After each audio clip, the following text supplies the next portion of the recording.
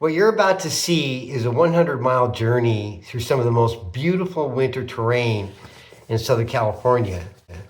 But before we start, there is a reality we have to address. The San Gabriel Mountains in winter are the most dangerous as they are beautiful, between extreme flash freezes to steep icy chutes. This environment has claimed the lives of even the most highly experienced mountaineers.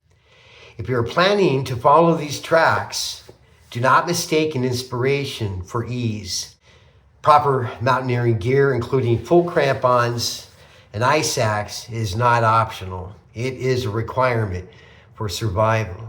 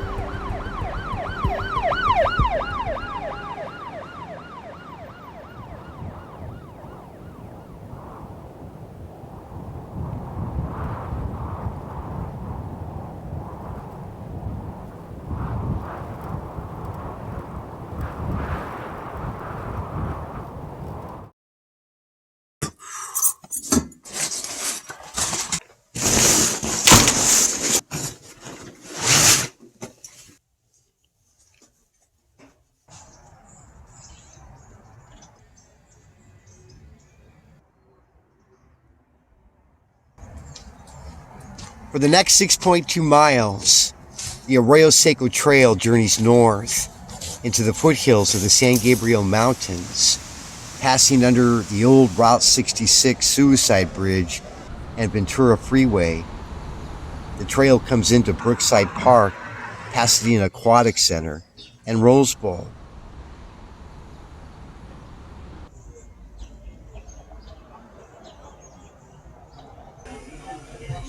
At the Brookside Golf Course, I stopped by to have a breakfast sandwich and a cup of coffee. There are restrooms, power outlets, and good food here.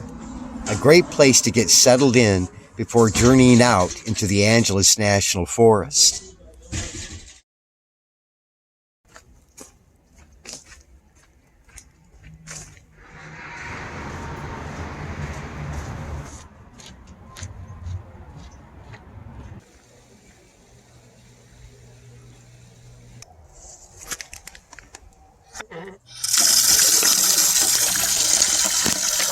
After getting my water at the Johnson Rock water spigot, in the distance, the community of NASA and JPL stands out like a small city. The Mars Curiosity set out to answer the question, can life be supported on other planets?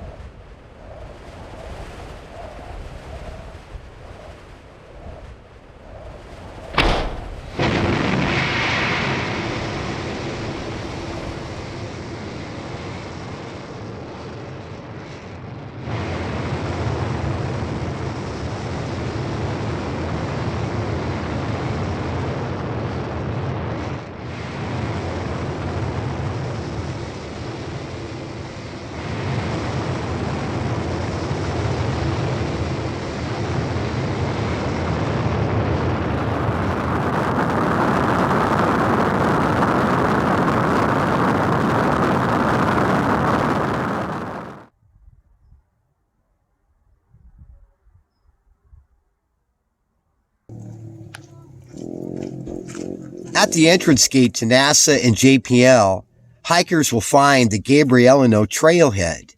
From here, it is 2.5 miles to the Gold Mesa Trail Camp.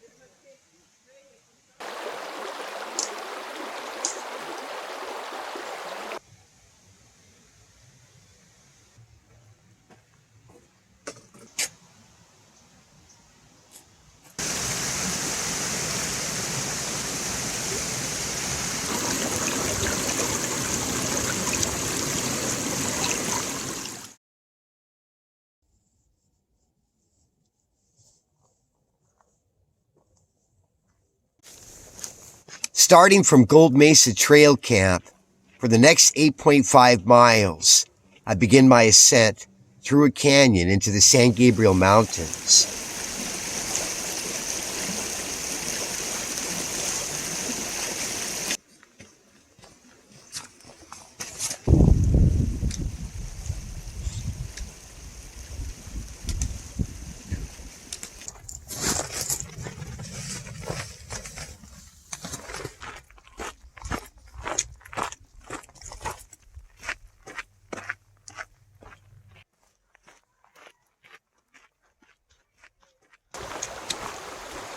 Starting from the Schweitzer Falls picnic area on the Gabrielino Trail, it is 4.1 miles to Red Box, where there is potable water and restrooms.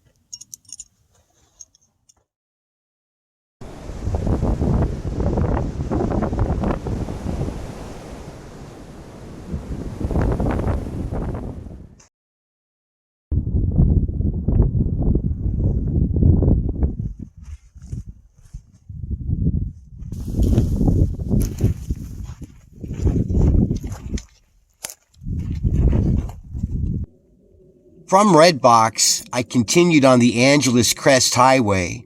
It is only 4 miles to the upper Big Tujunga Road. Once hikers arrive at Silver Moccasin Trail, it is 2.6 miles from Shortcut Saddle up to Charlton Flats Day Use Area. There is reliable water flowing down the upper Big Tujunga Canyon.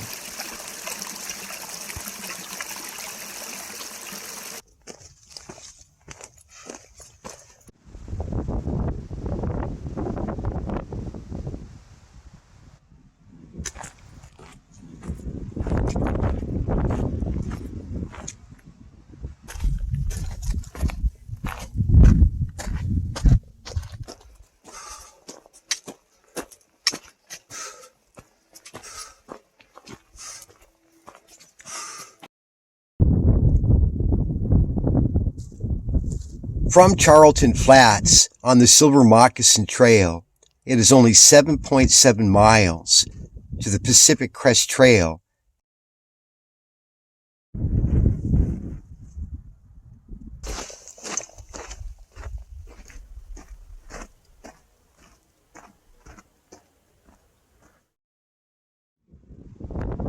Continuing on the Silver Moccasin Trail from Little Pine Campground, it is only 1 mile to the Shaleo Picnic Area and Visiting Center. Hikers, be advised, the facilities and water are closed and shut off at the Shaleo Visiting Center. Hikers can find water from the seasonal Shaleo Creek.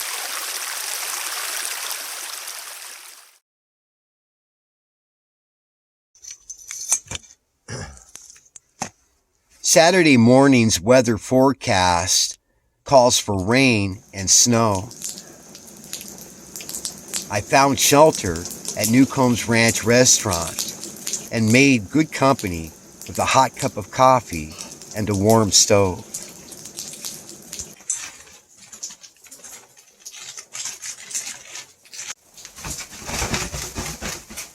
Starting this morning from the Newcomb's Ranch Restaurant, it is 1.8 miles to the Pacific Crest Trail, starting at 3 points, and for the next 47 miles, the trail will be covered with snow.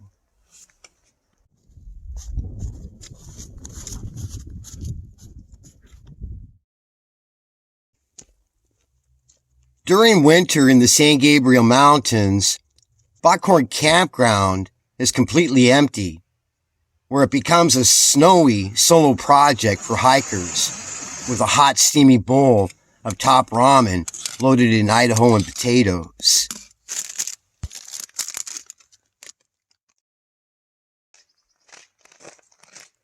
Starting from the campground, it is 5.4 miles to Islip Saddle Day Use area, where the Pacific Crest Trail begins its ascent to Mount Baden-Powell.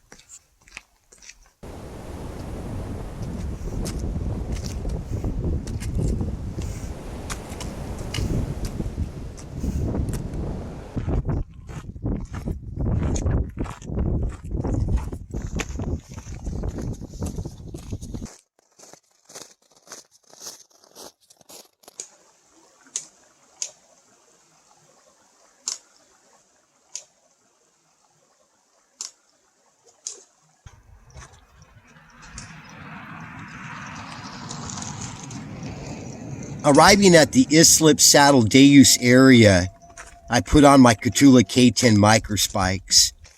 For the next 8.2 miles, there will be an elevation gain of 3,149 feet to the summit of Mount Baden-Powell.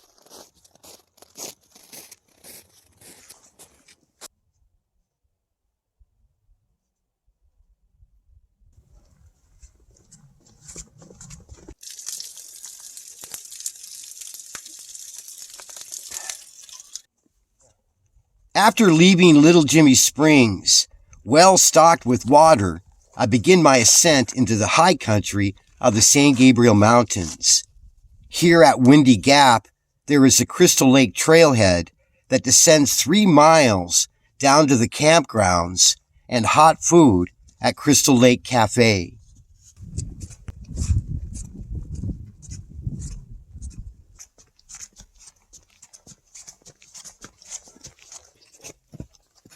Ascending through the Mount Hawkins Ridge area, snow depth became deeper, and I was faced with issues of areas of the trail that could not be defined. That was until I found a guide that helped get me through. Looks like we got company. Those are some big mountain lion tracks. There's my hand. And they're on the Pacific Crest Trail. For at least a half a mile, a mountain lion helped get me through tricky areas where the trail was not defined. I was laughingly loud and amazed, being given accurate navigation by a predator in whiteout conditions on the Pacific Crest Trail. Well, the fog is starting to pass as we are rising up above.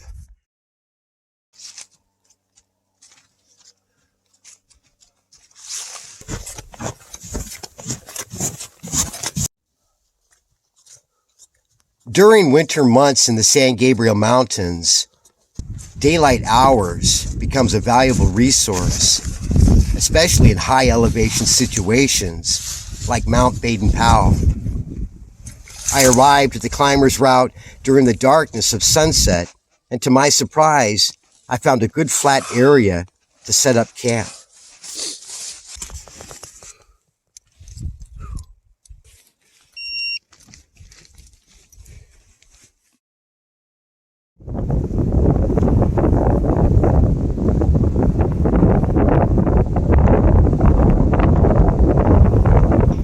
We're almost near we are near the top of Mount Baden-Powell. We got windy conditions up here. It's beautiful. Here on January 1st, year 2024, New Year's Day. The high winds carried away snow and spindrift. Along with it, snow tracks of the hikers who were here yesterday on New Year's Eve.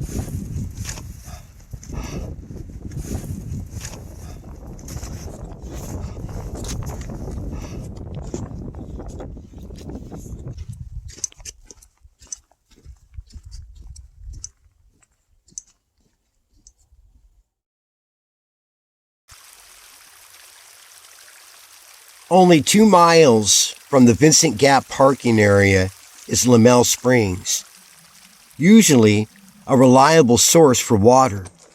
To be sure of water resources, hikers can find updates provided through the Pacific Crest Trail website and water reports page, or the hiker's comments found on the Far Out Pacific Crest Trail application.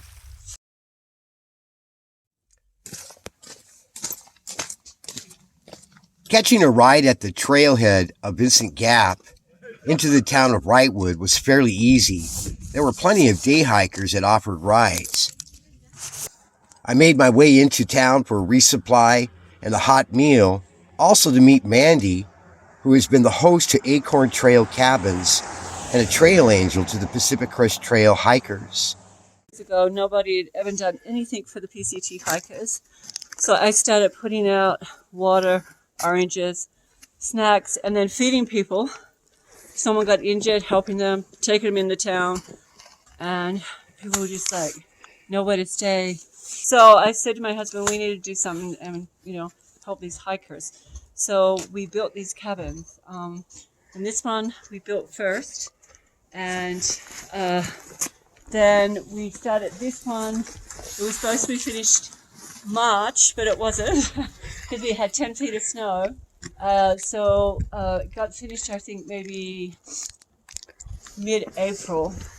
My first hikers that came down last year in this crazy snow that we had were hiking with the Codgers. I don't even know if you've seen their videos. Oh, the Codgers? Yeah. So they stayed in cabin 1, and there were 4 of them. And so the Codgers stayed there. They were in that cabin 1. I do have some stuff stuck in here so it doesn't get snowed on. But normally, sleeping loft. Oh, wow. Lights out, microwave. A sleeping loft upstairs. Yeah, this is a double. So I've had 5 people sleep in this cabin. Don't ask me how they did it, but they do. It's got a little kitchenette, table. My stay at the Acorn Trail cabin was totally worth it. A hot shower, hot coffee, and the comfort of a bed. Right outside the doorway is the trail. I highly recommend the Acorn Trail cabin here at Mandy's place in Wrightwood, California. It is a must. It gets you out of the cold, gets you a hot shower, gets you a meal, gets you ready. The Acorn Trail is right outside the door of this cabin. Be sure to bottle up at least 4 liters of water before heading out to trail. It is a total of 19 miles to Swarthout Canyon until the next available water resource. Hikers heading out will be ascending 1,777 feet on the Acorn Trail. If hikers are starting from downtown Wrightwood, it is 3.5 miles to the Pacific Crest Trail with an elevation of 2,209 feet.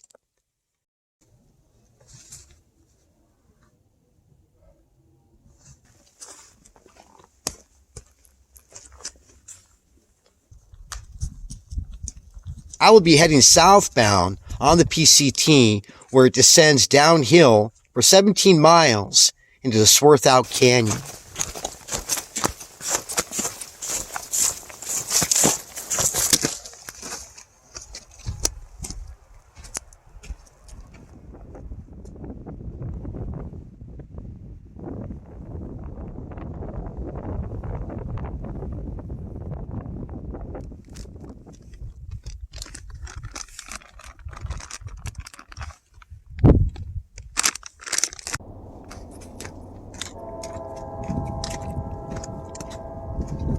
In the distance, I can hear the sounds of train whistles coming up Cajon Pass, where the Pacific Crest Trail goes through a tunnel under the I-15 freeway.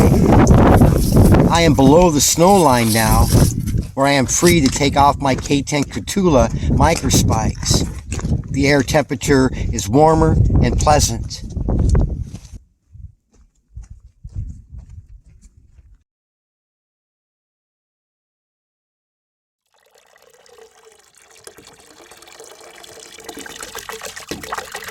Not far from Swarthout Canyon Road, there is a water catch provided by volunteers, trail angels, and the Pacific Crest Trail Association.